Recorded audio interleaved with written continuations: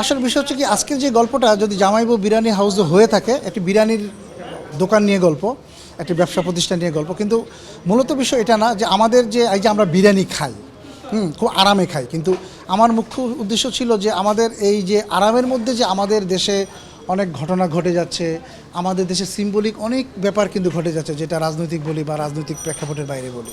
তো আমি সেই বিষয়গুলি ফুটিয়ে তোলার চেষ্টা করতেছি। যে ধরেন আমি আপনার সঙ্গে যে মিষ্টি করে হেসে কথা বললাম যে ভাই কেমন আছেন, ভালো আছেন কি না, ভাই আপনি দেখতে অনেক সুন্দর, এই যে হেসে কথা বললাম, আপনি হয়তো খুশি হলেন, আমার দাঁত দেখে আনন্দিত হলেন, কিন্তু ভিতরে কিন্তু হয়তো অন্য একটা খেলে বা ব্রেনে কিন্তু আরেকটা খেলে।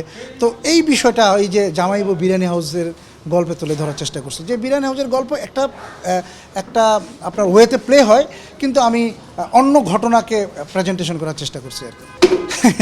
এটা আসলে খুবই মুখরোচক খাবার, এটা কার না পছন্দ। আমি সত্যিকার অর্থে আমি পছন্দ করি এইটা চরম লেভেলে। মাঝে মধ্যে আমি এখনও কি বলে বিরিয়ানি খাওয়ার জন্য আমি নাজিরা বাজার যাই, পুরান ঢাকা, আপনারা জানেন, হয়তো অনেকেই জানেন যে, তো আমি যাই, এখনও যাই। তো সো এটা আমার খুবই পছন্দের। হ্যাঁ, আমি বাস্তব জীবনে বাসায় রান্না করি, আমি মাঝে মধ্যে রান্না করে খাই।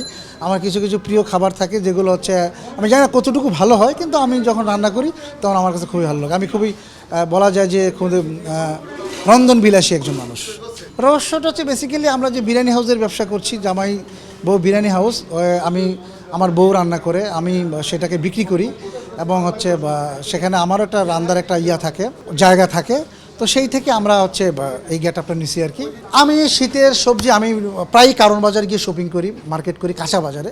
তো সেখানে আমি ধরেন কাঁচা যে টমেটোটা আছে, যেটা খেলে টক লাগে, তারপর আপনার মূলা, ফুলকপি, বাঁধাকপি, এগুলো আমি কিনি, এগুলো আমি প্রায়ই খাই, এখন আমার খুবই ভালো লাগে।